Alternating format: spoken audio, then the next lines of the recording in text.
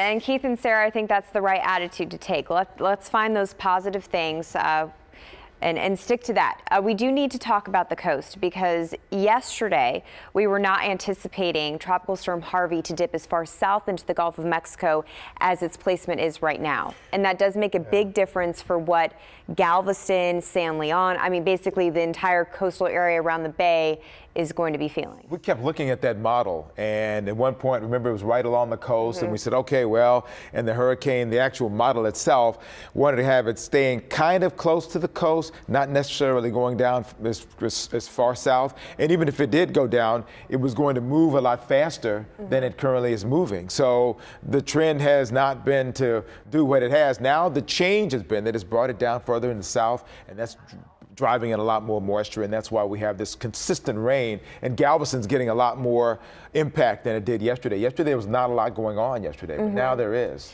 And we will apologize for the quick movements on the camera. This is from Galveston.com, and we have no control. There's actual, people on the internet moving this camera around, so I apologize. I know it's a little scattered, but we'll take the shots that we can get. One thing, if you were watching Frank about 30 minutes ago, the water in the Strand was pretty much at the top of the sidewalk right there. And on some of these shots, you're going to actually see there's pavement. So the water levels on the Strand around Broadway have actually come down. It's because we're getting a break in the actual rainfall. So quickly, I'm going to switch away from the camera. We will go back because I know a lot of you live there and you want to see exactly what it's looking like on these camera shots. But the reason why we're seeing a little drop in the water level in Galveston right now is because you're getting a break in the rainfall rate. We have a sustained wind coming in from the northeast. So this is an offshore wind, and the wind is going against the bay. So all the water in the bay, because Harvey has dipped a little bit farther into the Gulf of Mexico, that wind is forcing the water in the bay to go into Galveston. When that happens, the additional heavy rainfall cannot properly drain. So, you're getting this pressure from the backside of the bay, you have heavy rainfall on top of it, and that heavy rainfall is going to allow for more flooding. So flash flood warnings in effect until 5 a.m. We've had a nice break in the heavy rain, which is allowing us to actually see pavement on the Galveston camera.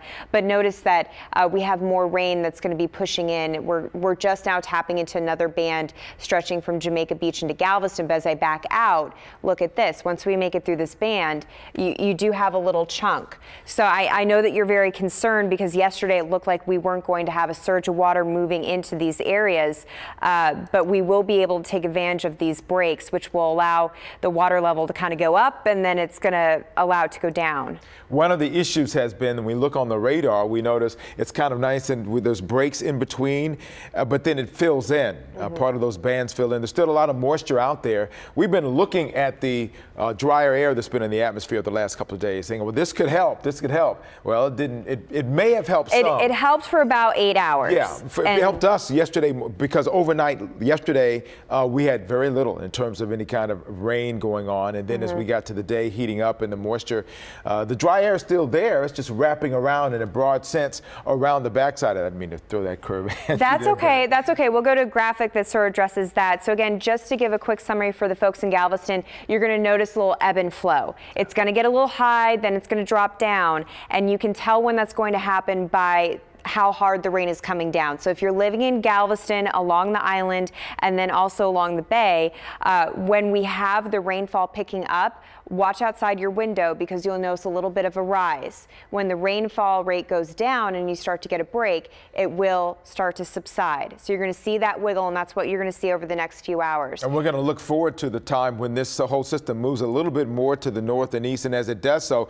the wind itself will be coming around from a different direction, and that really helps out quite a bit more, and you'll be able to get some more of that out of there. Whatever standing water as well won't be able to come in quite as much. Yes, because the wind right now is northeast. So when Harvey starts to move a little bit farther to the east, Galveston will start to have a wind from the east, and that's going to eliminate that pushing of the water of the bay into Galveston Island. So this is the dry air that Kimbrell was discussing. This color here is a very dry air. All of this, when you see this color, that's the drier air. This is the mid-levels of the atmosphere. We're talking 15,000 feet up, but that's the mid-level. So it's wrapping around, but there's so much going on there. There's still a lot of moisture all around, and moisture in the surface as well. And the tropical system in itself has its own characteristics. So it's going to do what it wants to do, impacted by the dry air. If this had come in a little bit earlier, we always talk about when these things are developing, when they run into dry air and it keeps them from gaining status. Well, this had already been a mature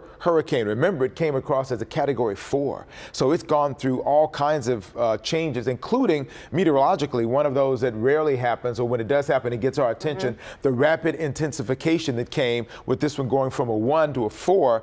Almost like that. And so it keeps a lot of its characteristics. The drier air kicks in. We're wondering, when is this going to stop? Well, that's what most people want to know. When is this rain going to stop? It's still drawing in a lot of moisture. You can see this moisture coming in from the Gulf, drawing in. As long as it stays out on the water, it still has an opportunity to draw that moisture from the Gulf, even through that drier air, until it starts to move more to the north and east. And as it does so, more like this, I think the latest track is going to be, then we see a little bit of difference in the way that the wraparound happens. We'll see a little bit of a difference in the amount of moisture as it makes landfall once again. Then that source of energy and that source of moisture gets tapped out a little bit, and that will help us at least decrease some of this rainfall. And it's a rough drawing, but that's the idea that we're taking. It's going to stay over the Gulf for quite some time and then make that second landfall about 24 hours from now.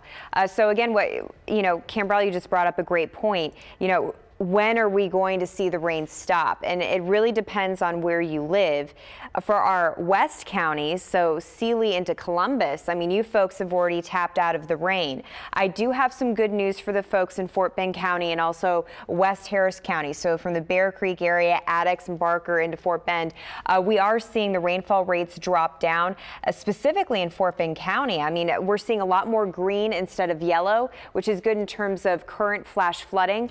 It does not make a difference with the flooding that we're going to see with the Brazos. We have two different monsters that we're battling: the flash flooding from the heavy rain that's coming down, and then the river flooding, which we cannot escape. There is not going to be a change with the river forecast because we have picked up 30 to 35 inches of rain from the northwest. And if you remember the Memorial Day setup, that's exactly what we had, was a bullseye of heavy rain off to the northwest that had to get to the Gulf of Mexico. So there's nothing that we can change in that aspect. But if we can get the flash flooding to subside, at least folks can have an easier time evacuating, because I know there are some folks that have not been evacuated yet from some of those key communities across the Brazos that still need to get out. And a lot of the emergency managers are using the Memorial Day event as a benchmark, if you will, for the folks who are in that area, trying to entice them to move on out. I want to take a second and read. Oh, I'm getting a wrap. So we'll talk a little bit later on about some of the issues related to the flooding coming up. We'll send it back to the desk. Okay, Cambrell, Britta, thank you.